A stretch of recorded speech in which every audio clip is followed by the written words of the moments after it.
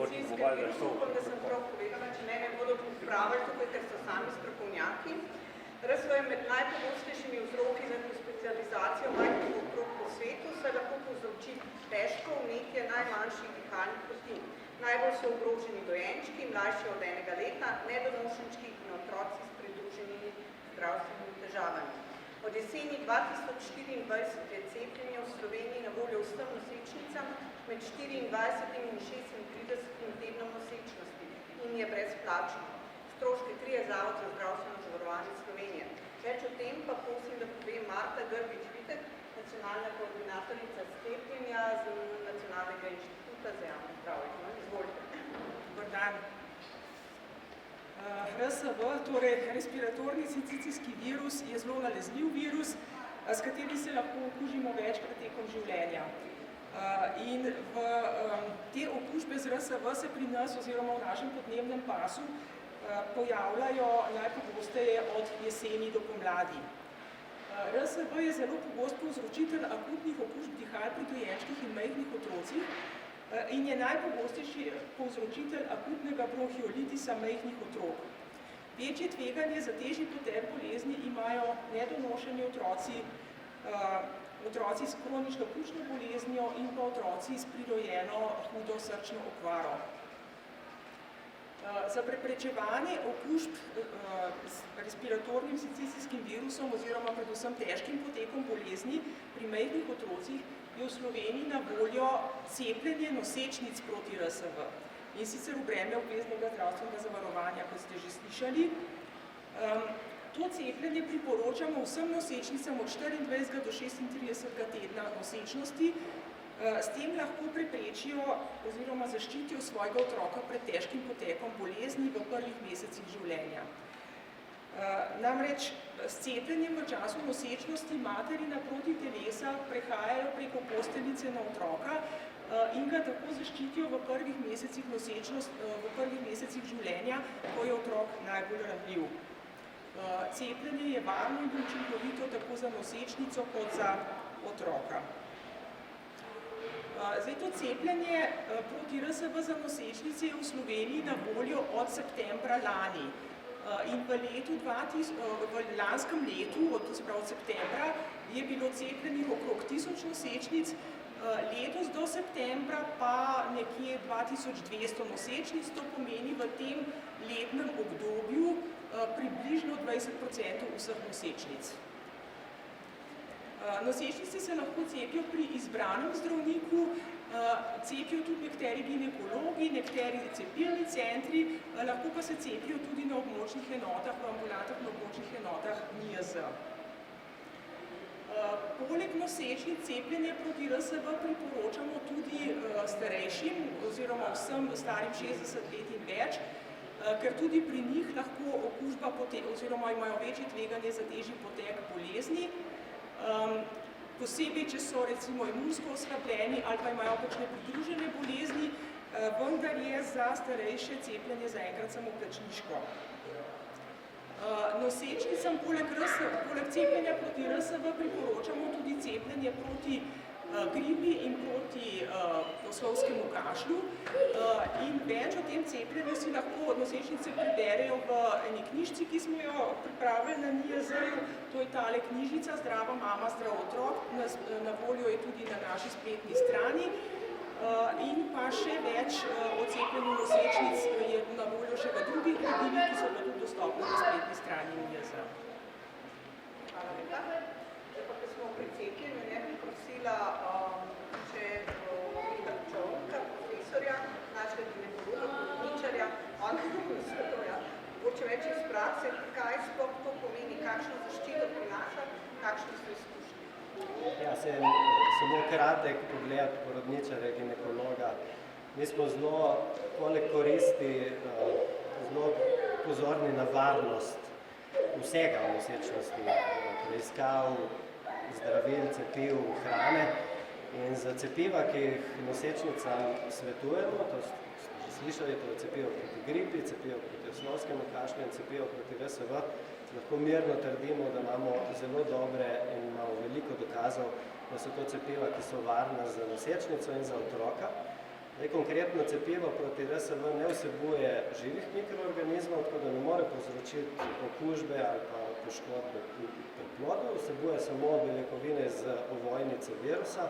Na te beljakovine imunski odgovor nosečnice odgovori, nastanejo protitelesa proti virusu, ta protitelesa se preko posteljice prenesejo na otroka in potem je otrok v prvih mesecih, ko je najbolj občutljiv na to okužbo, kar boste še slišali, zaščiten. Zdaj, kar se, mogoče še bi to dodal, no, ta protitelesa se potem prenašajo tudi na materino mleko in dojenje še dodatno nudi neko zaščito. Hvala. Zdaj so pa z nami še dve pediatri in z pediatrične klinike in iz infekcijske. Najprej pustite, izvolite. Kako pa poteka pri otrocih, takšne so izkušnje, izvolite.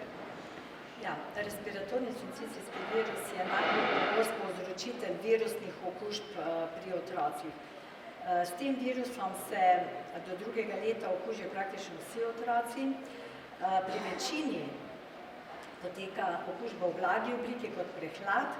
Del teh otrok po različnih raziskavah med 10 in tudi do 50% otrok, ki so okuženi s tem virusom, pa zboli tudi za težko obliko, za bronhiolitisom. Se pravi, okužba se iz zgornjih preseli v spodnja dihala in povzroči težko dihanje, piskanje v prsih. Ti otroci potem zaradi hitrega, pospešenega, oteženega dihanja težko pijejo in približno 10%, oziroma 2 do 3% teh otrok, ki zbolijo z bronhiolitisom, potrebuje tudi bolnišnično zdravljenje. Ker pa je to virusna okužba, zaenkrat ne poznamo vzročnega etiološkega zdravljenja in lahko otrokom nudimo le,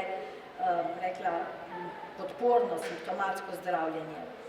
Del teh otrok, kot je dodajanje kisika, tekočine, toaleta, zgornjih dihal in podobno, del teh otrok, približno 10 do 15% po vsako leto iz običajnih oddelkov moramo premestiti v enoto intenzivne terapije, ker potrebujejo dihalno podporo, bodi si neinvazivno, nekateri pa tudi invazivno, pomeni, da jih je potrebno umetno predihavati, priključiti na respirator in tako naprej, kar je izredno težko stanje, tako najprej seveda za otroka, kot tudi za starše in seveda zdravnike.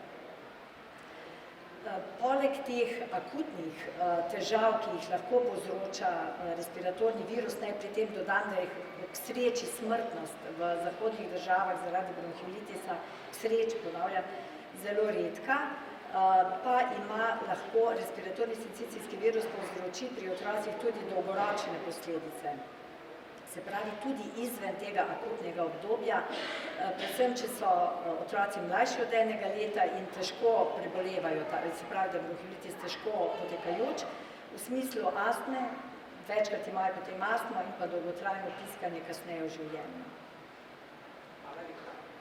Zdaj pa še Tatjana Mrvič, tudi pediatrinja z infekcijske klinike, mogoče v primerih, pa kdaj sploh pridete? Ja, zdaj prva zadeva je, sezona respiratorno-sincicijskega virusa bo, ker je vsako leto. Treba je povedati, da virus kroži običajno nekje od oktobra do aprila, tako da pravzaprav preventivni ukrepi so dejansko na mestu. Zdaj slišali ste že veliko cepljenju, zdaj mogoče bi omenili tudi še druge nefarmakološke ukrepe preprečevanja, ki so zelo pomembni, ker vemo, da te majhne dojenčke ogroža poleg RSV lahko tudi kak drug virus, za katerega nimamo vzročnega te zaščite. Tako da dejansko starši teh majhnih otrok res apeliramo na vas, skrbite za dobro higieno, umivajte si roke, ne pustite, da bi bolni ljudje vašega otroka pestvali ali pa da bi prihajali na obisk. Predvsem pa v bistvu apeliramo na to, da dejansko gibanje na svežem zraku, ne v trgovske centre hoditi sred zime, pa bote raj zunaj.